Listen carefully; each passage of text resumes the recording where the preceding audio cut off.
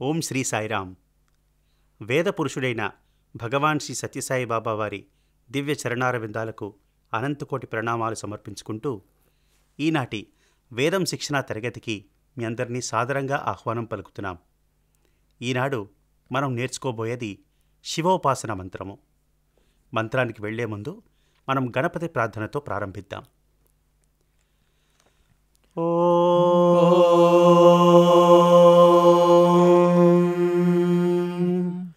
गणानां त्वा गणपतिगुं हवामहे कविं कवीनामुपमश्रवस्तमम् ज्येष्ठराजं ब्रह्मणां ब्रह्मणस्पत आनः शृण्वन्नोतिभिः सीदसादनम् प्रणो देवी सरस्वती वाजेभिर्वाजिनीवती धीनामवित्रयवतु गणेशाय नमः सरस्वत्यै नमः श्रीगुरुभ्यो नमः हरिः ओम्.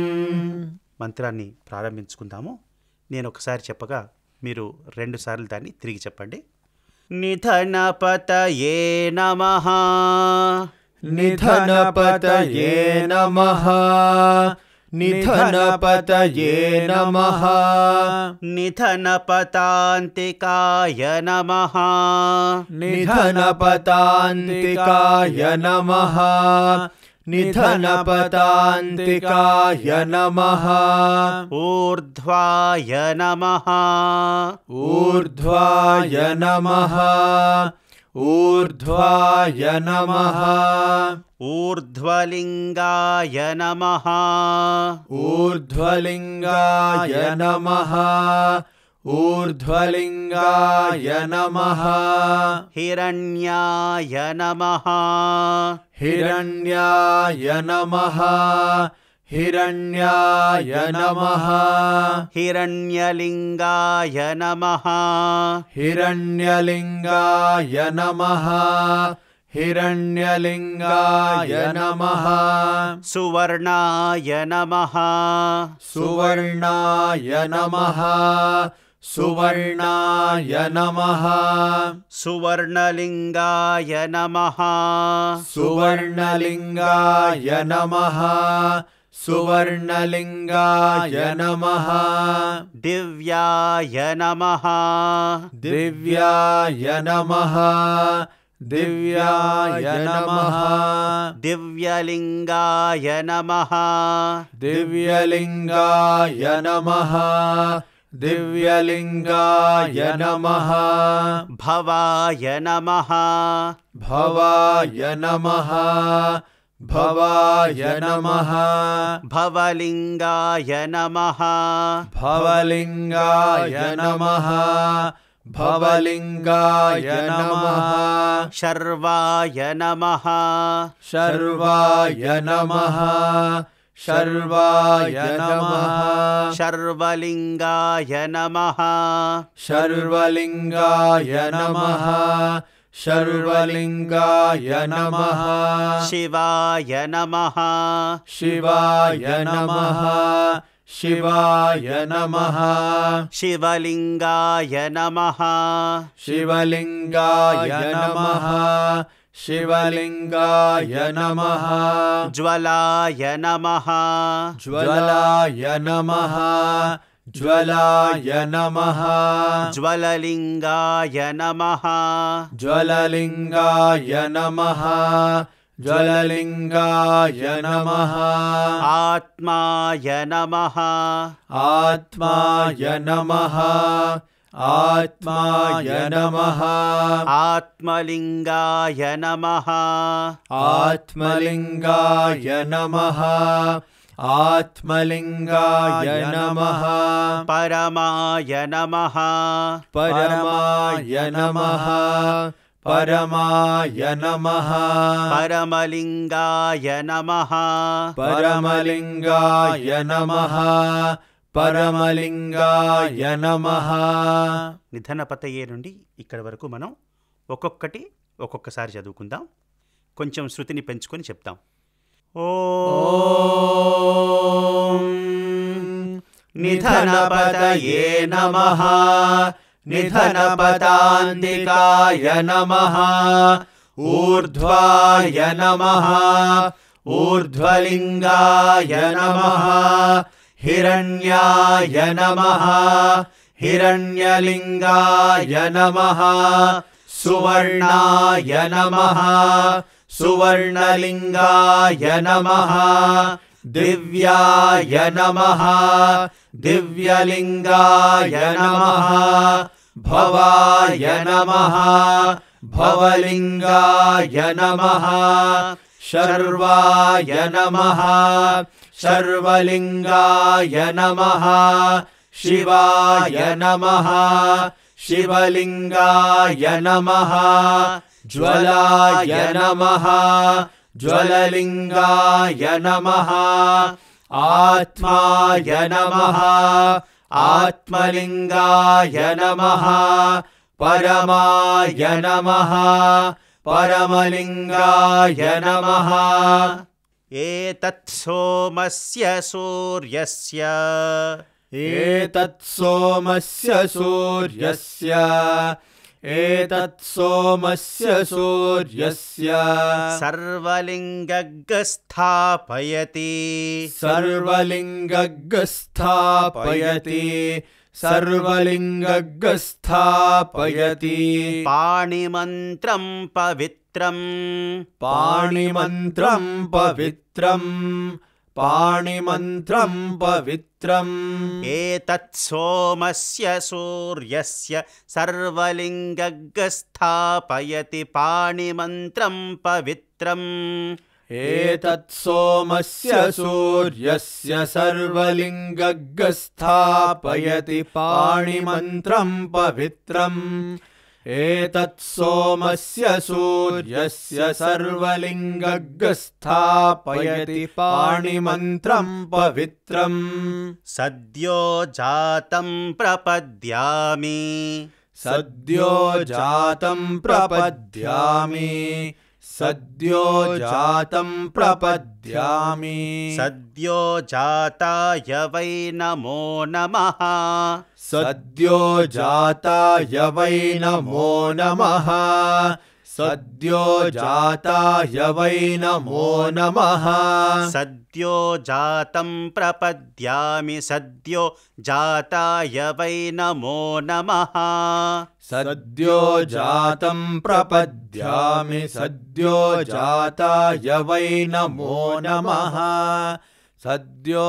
जातं प्रपद्यामि सद्यो जाताय वै नमो नमः भवे भवे भवे भवे भवे भवे नाति भवे नाति भवे नाति भवे भवे भवे नाति भवे भवे भवे नाति भवे भवे भवे नाति भवे भवस्व मां भवस्व मां भवस्व मां भवे भवे नाति भवे भवस्व मां भवे भवे नाति भवे भवस्व मां भवे भवे नाति भवे भवस्व मां भवोद्भवाय नमः भवोद्भवाय नमः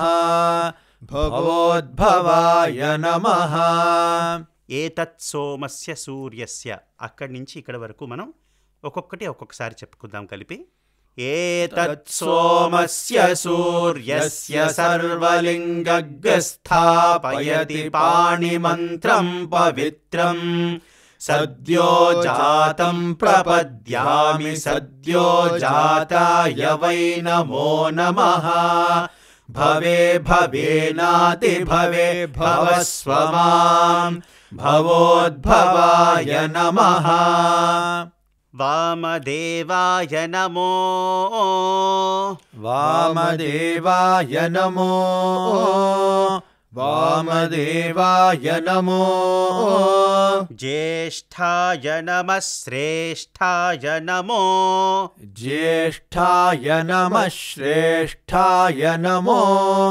ज्येष्ठाय नमः श्रेष्ठाय नमो रुद्राय नमः रुद्राय नमः रुद्राय नमः कालाय नमः कालाय नमः कालाय नमः रुद्राय नमः कालाय नमः रुद्राय नमः कालाय नमः रुद्राय नमः कालाय नमः कलविकरणाय नमो कलविकरणाय नमो कलविकरणाय नमो रुद्राय नमः कालाय नमः कलविकरणाय नमो रुद्राय नमः कालाय नमः कलविकरणाय नमो रुद्राय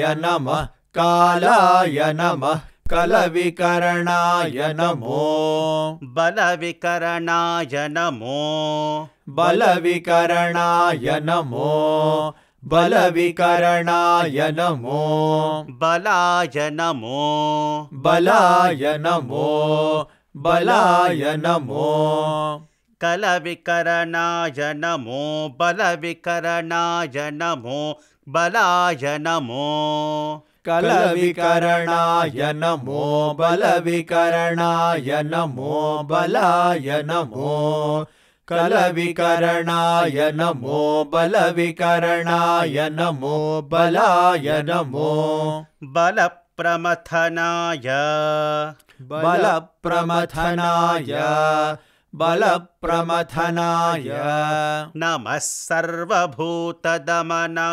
नमो नमः सर्वभूतदमनाय नमो नमः सर्वभूतदमनाय नमो मनोन्मनाय नमः मनोन्मनाय नमः मनोन्मनाय नमः नमः सर्वभूतदमनाय नमो मनोन्मनाय नमः नमः सर्वभूतदमनाय नमो मनोन्मनाय नमः नमः सर्वभूतदमनाय नमो मनोन्मनाय नमः बलाय नमो बलप्रमथनाय नमः सर्वभूतदमनाय नमो मनोन्मनाय नमः बलाय नमो बलप्रमथनाय नमः सर्वभूतदमनाय नमो मनोन्मनाय नमः बलाय नमो बलप्रमथनाय नमः सर्वभूतदमनाय नमो मनोन्मनाय नमः ఇది చాలా పెద్ద సెంటెన్స్ అవడం చేత ఇలా మనం విడగొట్టి చదవడం జరిగింది. ఇప్పుడు ఒకసారి ఈ సెంటెన్స్ మొత్తాన్ని నేను చదువుతాను, దాన్ని ఒకసారి మీరు తిరిగి రిపీట్ చేయండి. వామదేవాయ నమో జ్యేష్ఠాయ నమః శ్రేష్ఠాయ నమో రుద్రాయ నమః కాలాయ నమః కలవికరణాయ నమో బలవికరణాయ నమో బలాయ నమో బలప్రమథనాయ నమః సర్వభూతదమనాయ నమో మనోన్మనాయ నమః. वामदेवाय नमो ज्येष्ठाय नमः श्रेष्ठाय नमो रुद्राय नमः कालाय नमः कलविकरणाय नमो बलविकरणाय नमो बलाय नमो बलप्रमथनाय नमः सर्वभूतदमनाय नमो मनोन्मनाय नमः. अघोरेभ्यो अघोरेभ्यो अघोरेभ्यो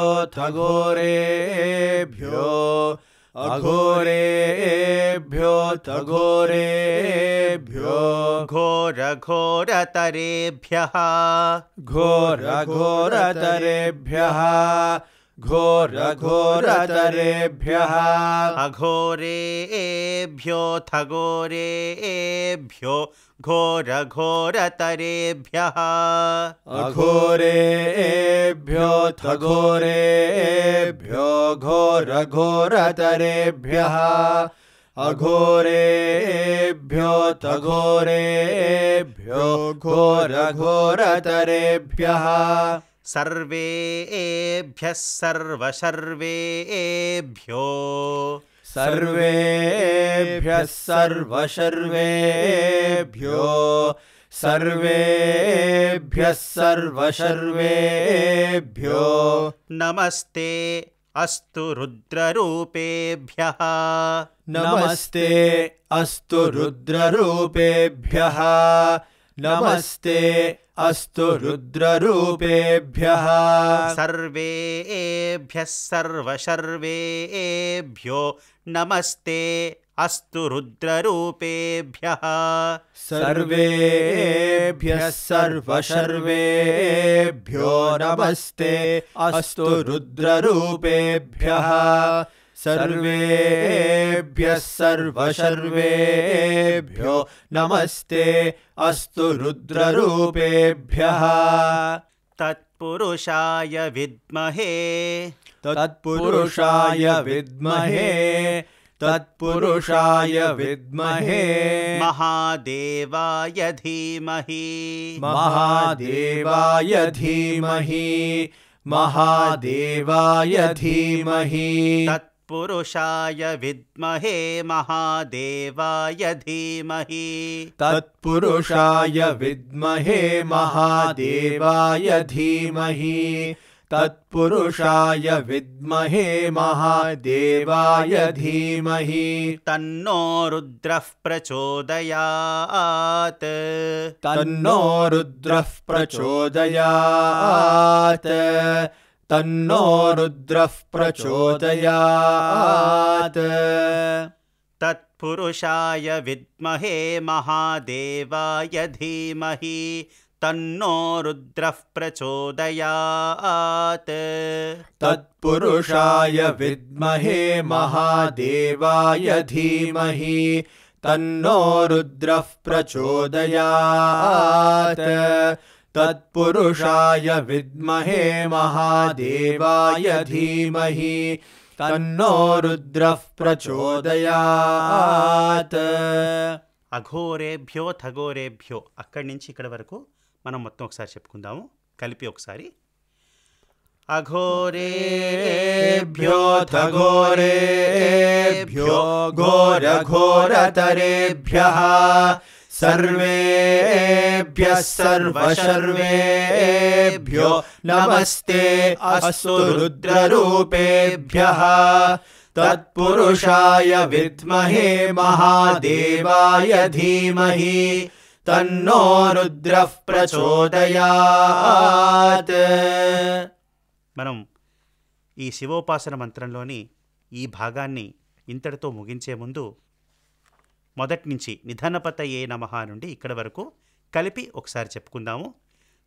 తరువాయి భాగం వచ్చే క్లాస్లో మనం చెప్పుకోబోతాం.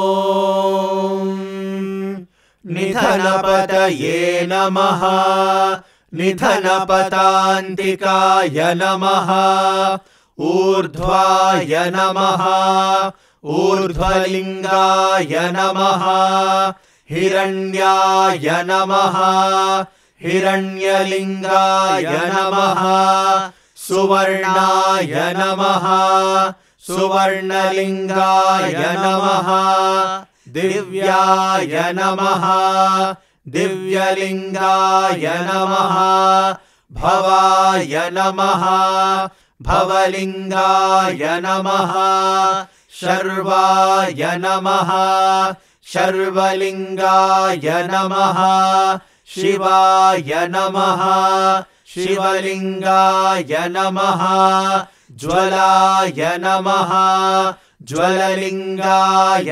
నమః ఆత్మాయ నమః ఆత్మలింగాయ నమః పరమాయ నమః परमलिङ्गाय नमः एतत् सोमस्य सूर्यस्य सर्वलिङ्गस्थापयति पाणिमन्त्रं पवित्रम् सद्यो जातं प्रपद्यामि सद्यो जाताय वै नमो नमः भवे भवेनाति भवे भवस्व मां भवोद्भवाय नमः वामदेवाय नमो ज्येष्ठाय नमः श्रेष्ठाय नमो रुद्राय नमः कालाय नमः कलविकरणाय नमो बलविकरणाय नमो बलाय नमो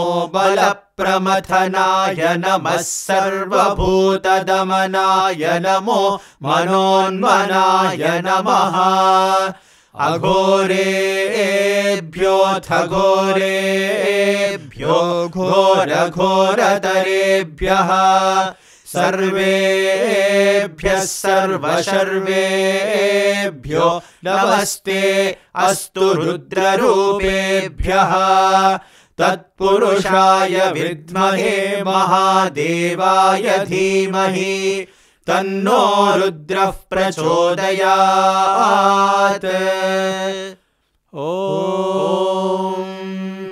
शान्ति शान्ति శాంతిః. మనం ఈనాటి వేదం శిక్షణ తరగతిని ముగించే ముందు క్షమాప్రార్థనా మంత్రాన్ని చెప్పుకుందాము. ఓం యదక్షరపదభ్రష్టం మాత్రాహీనం తు యద్భవేత్ తత్సర్వం క్షమ్యతాం దేవా నారాయణ నమోస్తుతే విసర్గబిందుమాత్రాణి పదపాదాక్షరాణి చ న్యూనాని చాతిరిక్తాని క్షమస్వ సాయీశ్వర అపరాధసహస్రాణి క్రియంతే హర్నిశం మయా దాసోయమితి మాం మత్వా క్షమస్వ సాయీశ్వర అన్యథా శరణం నాస్తి త్వమేవ శరణం మమ తస్మాత్ కారుణ్య భావేన రక్ష రక్ష సాయీశ్వర. హరి ఓం తత్సత్ శ్రీ సాయీశ్వరార్పణమస్తు. ఓం శాంతి శాంతి శాంతిః. వచ్చే వారం శివోపాసన మంత్రం తదుపరి భాగంలో కలుసుకుందాం. సాయిరాం.